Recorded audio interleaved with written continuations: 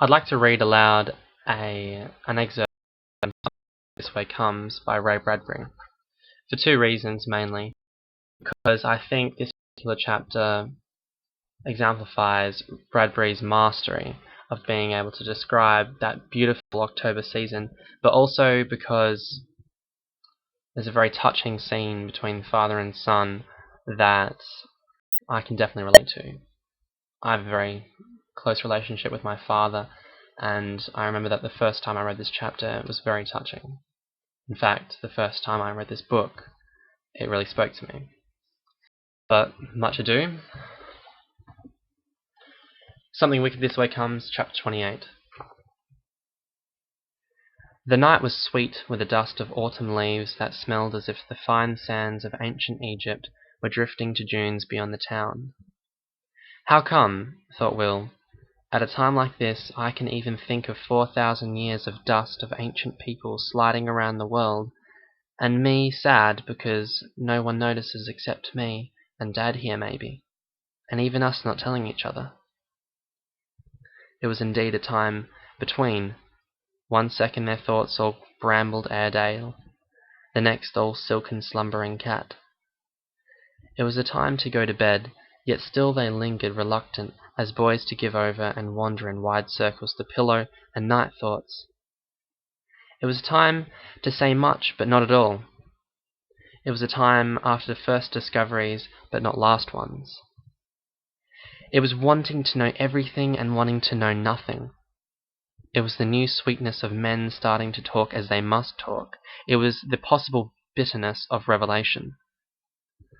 So while they should have gone upstairs, they could not depart this moment that promised others on not so distant nights when man and boy becoming man might also sing. So Will at last said, carefully, "Dad, am I a good person?" "I think so. I know so, yes." "Will that help when things get really rough?" "It'll help." "Will it save me if I need saving? I mean, if I'm around bad people and there's no one else good around for miles, what then?" "It'll help." "That's not good enough, Dad." "Good is no guarantee for your body. It's mainly for peace of mind. But sometimes, Dad, aren't you so scared that even the mind isn't peaceful?" His father nodded, his face uneasy. "Dad," said Will, his voice very faint, "are you a good person?" "To you and your mother, yes, I try. But no man's a hero to himself. I've lived with me a lifetime, Will. I know everything worth knowing about myself. And adding it all up, the sum, as they come and go and I mostly sit very still and tight, yes, I'm all right." "Then, Dad," asked Will, "Dad, why aren't you happy?" "The front lawn at, let's see, 1:30 in the morning is no place to start a philosophical—" "I just wanted to know is all." There was a long pause and a long moment of silence. Dad sighed. Dad took his arm, walked him over, and sat him down on the porch steps, relit his pipe. Puffing, he said, "All right. Your mother's asleep. She doesn't know we're out here with our tomcat talk. We can go on. Now, look. Since when did you start thinking that good meant being happy?" "Since always. Since now learn otherwise. Sometimes the man who looks happiest in town, with the biggest smile, is the one carrying the biggest load of sin. There are smiles and smiles. Learn to tell the dark variety from the light. The seal barker, the laugh shouter, half the time he's covering up. He's had his fun and he's guilty. And men do love sin. Will, oh, how they love it. Never doubt, in all shapes, sizes, colours, and smells. Times come when troughs, not tables, suit our appetites. Hear a man too loudly praising others, and look to wonder if he didn't just get up from the sty. on the other hand, that unhappy, pale, put-upon man walking by who looks all guilt and sin, why, often that's your good man with a capital G, Will. For being good is a fearful occupation. Men strain at it, and sometimes break in two. I've known a few.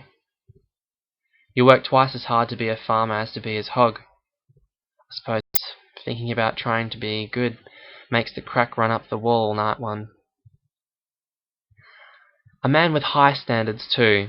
The least hair falls on him sometimes wilts his spine. He can't let himself alone, won't lift himself off the hook if he falls just a breath from grace. Oh, it would be lovely if you could just be fine, act fine, not all the time, but it's hard, right? The last piece of lemon cake waiting in the icebox, middle of the night, not yours, but you lie awake in a hot sweat for it, huh? Do I need to tell you? Or a hot spring day, noon, and there you are chained at your school desk and your thoughts are off away on the river, cool and fresh over the rockfall. Boys can hear clean water like that miles away. So, minute by minute, hour by hour, a lifetime. It never ends, never stops. You got the choice this second, now this next, and the next after that. Be good, be bad, that's what the clock ticks. That's what it says in the mix. Run, swim, or stay hot. Run, eat, or lie hungry. So you stay. But once stayed, Will, you know the secret, don't you? Don't think of the river again. Or the cake. Because if you do, you'll go crazy. Add up all the rivers never swummen, cakes never eaten, and by the time you get my age, Will, it's a lot missed out on. But then you console yourself, thinking. The more times in, the more times possibly drowned or choked on lemon frosting. But then, through plain dumb cowardice, I guess, maybe you hold off from too much. Wait, play it safe. Look at me, married at 39, Will, 39! But I was so busy wrestling myself 2 falls out of 3, I figured I couldn't marry until I had licked myself good and forever. Too late, I found you. You can't wait to become perfect. You gotta go out and fall down and get up with everyone else. So at last, I looked up from my great self-wrestling match one night when your mother came to the library for a book and got me instead. And I saw then, and there, you take a man half bad and a woman half bad and put 2 good halves together and you got one human all good to share between. That's you, Will, for my money. And the strange thing is, son, and sad too, though you're always racing out there on the rim of the lawn and me on the roof using books for shingles, comparing life to libraries, I soon saw you were wiser, sooner and better than I will ever be. Dad's pipe was dead. He paused to tap it out and reload it. No, sir, Will said. Yes, said his father. I'd be a fool to know I'm not a fool. My one wisdom is, you're wise. Funny, Will said after a long pause. You've told me more tonight than I've told you. I'll think some more. Maybe I'll tell you everything at breakfast. Okay? I'll be ready if you are. Because I want you to be happy, Dad. He hated the tears that sprang to his eyes. I'll be right, Will. Anything I could say or do to make you happy, I would. William, Dad lit his pipe again and watched the smoke blow away in sweet dissolvings. Just tell me I'll live forever. That would do nicely. His voice, Will thought, I never noticed. It's the same colour as his hair. Pa, he said, don't look so sad. Me? I'm the original sad man. I read a book and it makes me sad. See a film, sad. Plays, they really work me over.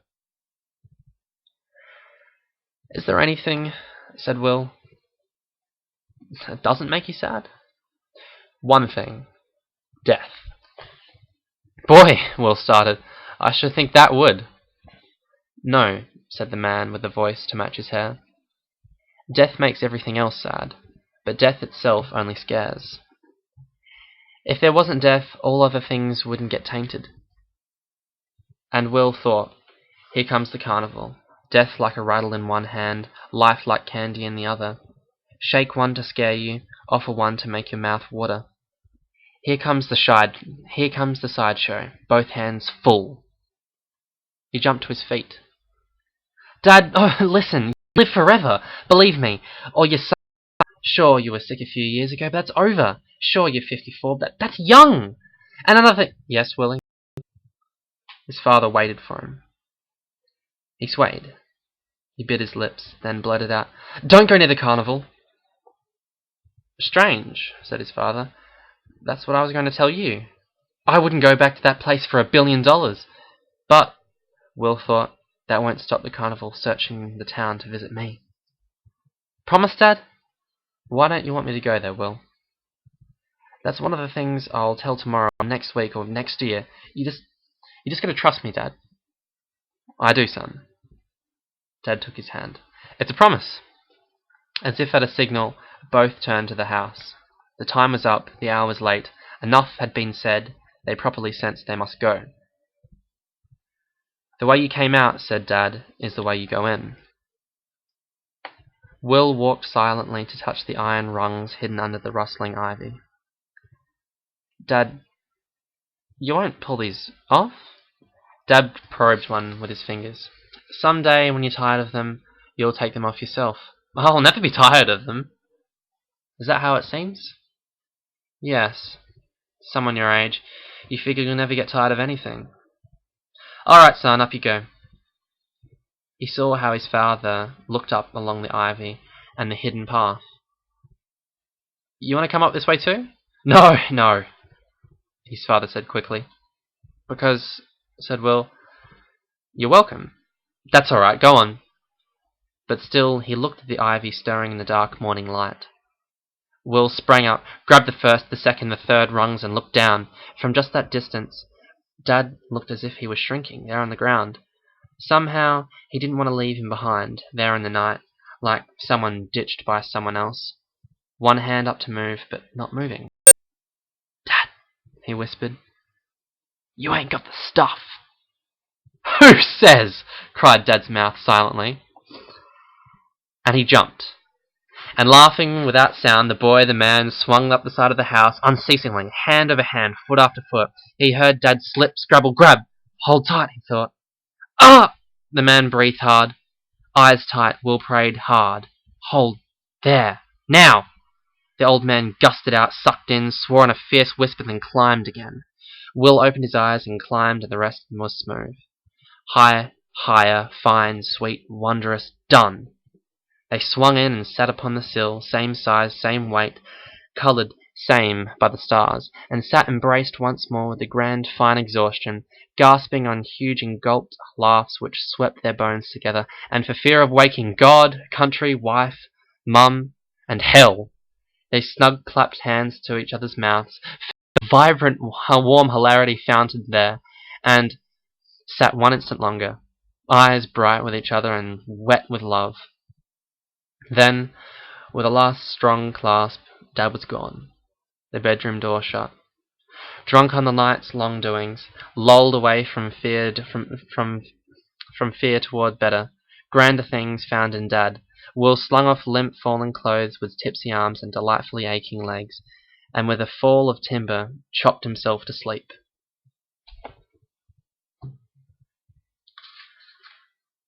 And that's chapter 28.